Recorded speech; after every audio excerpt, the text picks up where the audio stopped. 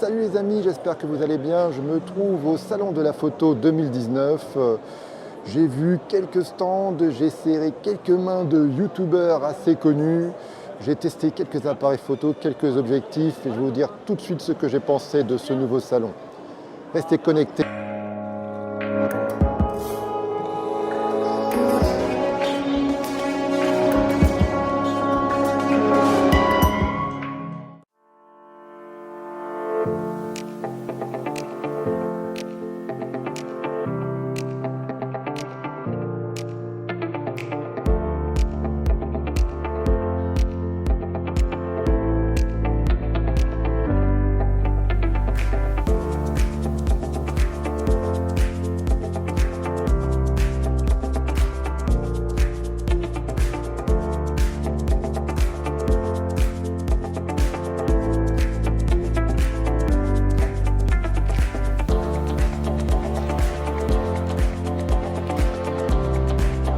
Bon plan, je vous conseille de venir au salon vers fin de l'après-midi. Il y a vraiment très peu de personnes et ça c'est plutôt sympa.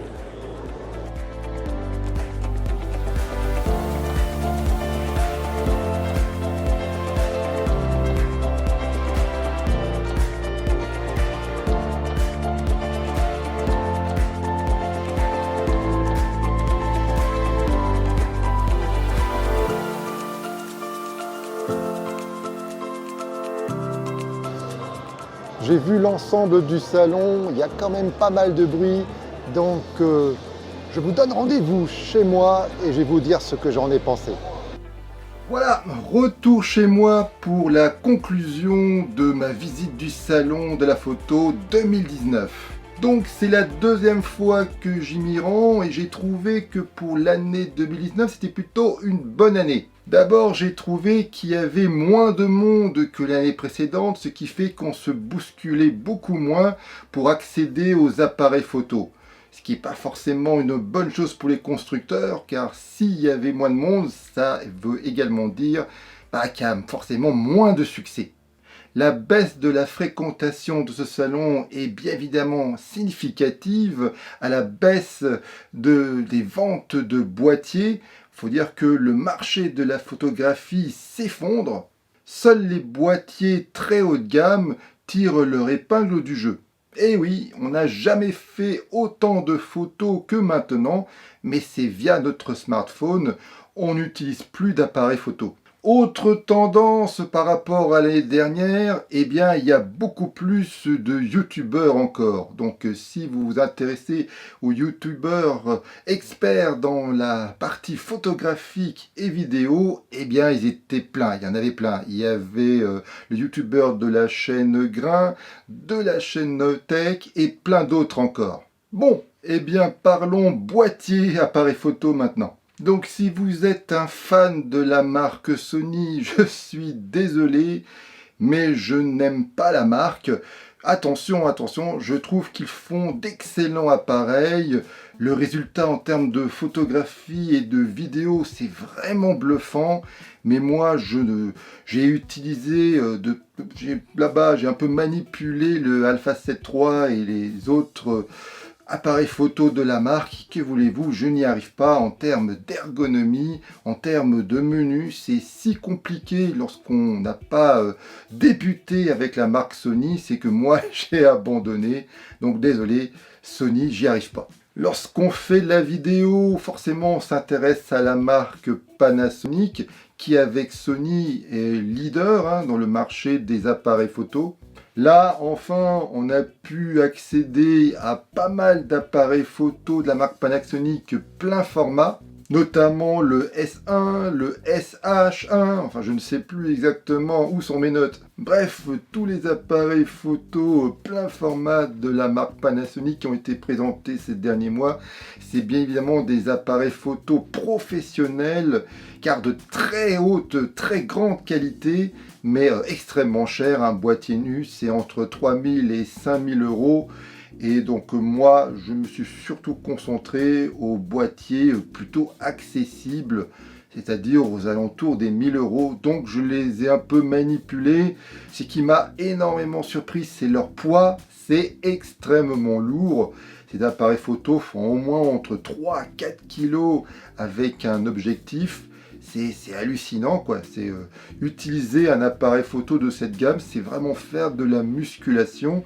Comme beaucoup de monde, j'ai débuté avec la marque Canon. C'est d'ailleurs le Canon M50 qui est en train de me filmer, en 4K d'ailleurs. Donc j'ai essayé de voir s'il y avait des appareils photo plus intéressants que le Canon M50, qui est vraiment un excellent appareil photo pour débuter. D'ailleurs, j'ai fait un test de cet appareil. Je mets donc, si ça vous intéresse, les liens, encore une fois, dans le descriptif. Mais je voulais voir s'il y avait des appareils photo plus intéressants pour progresser. Et comme vous l'avez compris, surtout à moins de 1000 euros. Chez Canon, il n'y en a pas des dizaines, il n'y en a qu'un, en tout cas à ma connaissance, c'est le Canon M6 Mark II. Comme pour le Canon M50, c'est aussi un format APS-C, donc un format moyen. Bon bref, je schématise. Il y a le format micro 4 tiers, il y a le format APS-C qui est donc un format moyen, et il y a les formats grand format qui sont par exemple les OSR. Je sais, je schématise, mais c'est pour les débutants, il faut qu'ils comprennent ce que je veux dire lorsque je dis APS-C. Bref, j'ai trouvé que le Canon M6 Mark II, je l'ai manipulé un quart d'heure, je l'ai trouvé assez sympa. C'est un appareil photo assez compact, assez léger, et je trouve en termes de finition bien plus quali que le Canon M50. Et il peut filmer en 4K 30 images secondes. En termes de photos, je dois avouer, je vois pas énormément de différence avec le Canon M50. Par contre, en termes de vidéo, notamment la 4K, là c'est bien plus intéressant. D'abord, et c'est le souci avec le Canon M50, le Canon M50, lorsqu'on filme en 4K, il croppe dans l'image, c'est-à-dire qu'il zoome dans l'image. On n'a pas un plein cadre. On n'a pas ce souci avec le Canon M6 Mark II.